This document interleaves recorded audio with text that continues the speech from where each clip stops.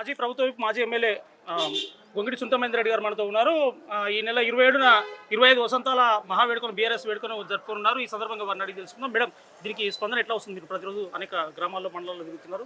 ప్రజలలో మంచి స్పందన ఉంది. మళ్ళీ కేసీఆర్ కావాలనే ఆలోచన ఉంది. నన్నైతే కొందరు మహిళలు మళ్ళీ ఓట్లు ఎప్పుడు వస్తాయి, మేము కేసీఆర్కి ఓటేస్తామనే మాట కూడా చెప్తా ఉన్నారు. అంటే చాలా ఉద్వేగభరితమైనటువంటి వాతావరణం ఈరోజు గ్రామాలలో కనిపిస్తూ ఉంది. కాంగ్రెస్ పాలనలో ఇప్పటికే ప్రజలు చాలా అప్సెట్ ఉన్నారు. అంటే చాలా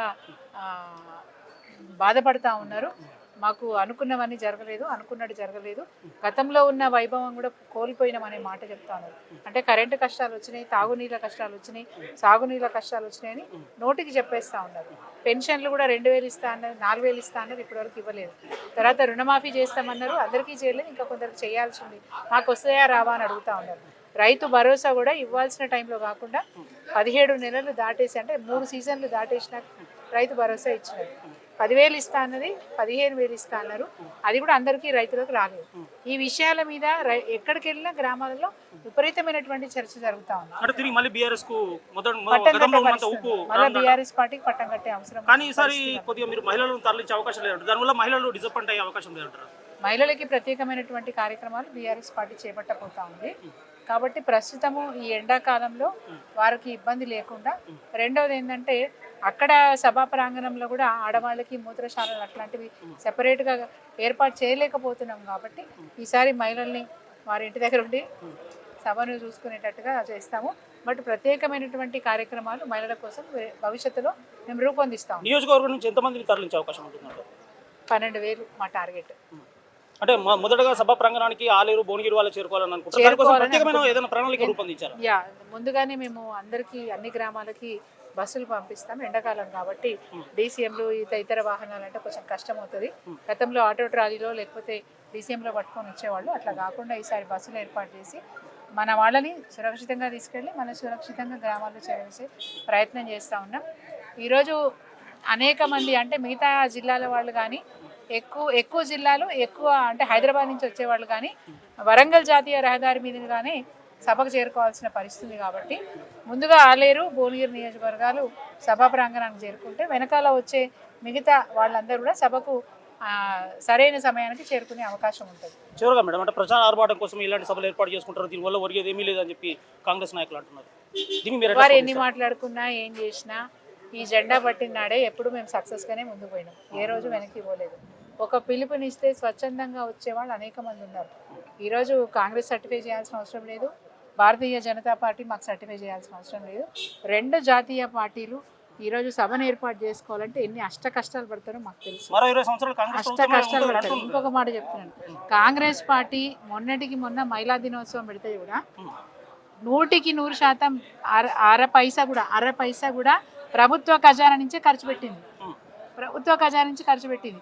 కానీ ఈరోజు బీఆర్ఎస్ పార్టీకి తరలి వస్తున్న నాయకులు కానీ ప్రజలు కానీ స్వచ్ఛందంగా తరలి వస్తారనే మాట మీకు గుర్తు చేస్తాను. బీఆర్ఎస్ పార్టీ జెండా పట్టినప్పటి నుంచి ఈ రోజు వరకు కూడా అన్ని విషయాల్లో విజయవంతంగా ముందుకు సాగుతూ ఉంది. ముఖ్యంగా ప్రజల క్షేమాన్ని, ప్రజల సంక్షేమాన్ని కోరుకున్న ప్రభుత్వం బీఆర్ఎస్ ప్రభుత్వం. ఈరోజు బీఆర్ఎస్ పార్టీ కాంగ్రెస్ పార్టీ చేస్తున్న అరాచకాలకు విరుద్ధంగా, వ్యతిరేకంగా తప్పకుండా ప్రజల పక్షాన నిలబడి మాట్లాడడానికి ప్రతిపక్ష పార్టీగా ప్రయత్నం చేస్తూ ఉంది. కాబట్టి ప్రజలు పెద్ద ఎత్తున సభకు తరలి వచ్చి కాంగ్రెస్ పార్టీకి మేము బీఆర్ఎస్ పార్టీని బలపరుస్తున్నామనే మాట తెలియడానికి ప్రజలు పెద్ద ఎత్తున తరలి రావాలని చెప్పి నేను కోరుకుంటా ఉన్నా. ఇంకొక మాట కూడా నేను యాడ్ చేస్తూ ఉన్నా, మీరు అడగకపోయినా నేను యాడ్ చేస్తూ ఉన్నా.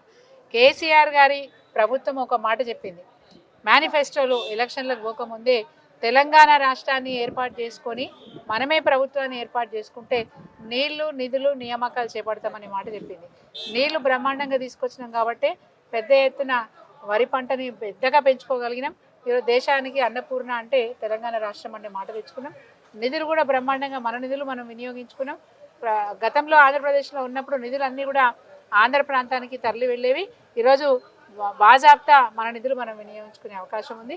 నియామకాల విషయంలో కూడా అనేక మంది గవర్నమెంట్ ఉద్యోగాలే కాకుండా అనేక మందికి ఉపాధి కల్పించిన ప్రభుత్వం బీఆర్ఎస్ ప్రభుత్వం.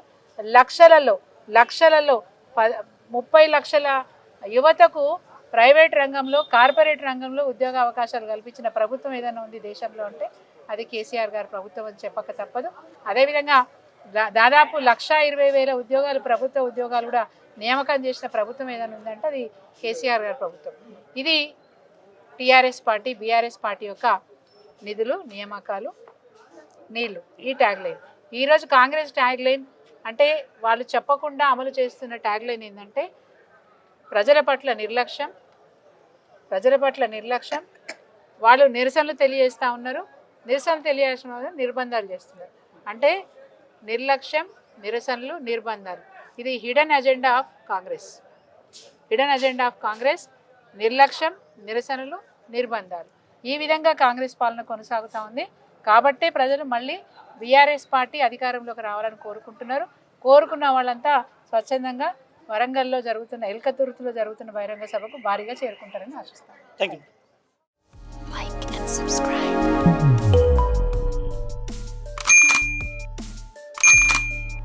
Like and subscribe.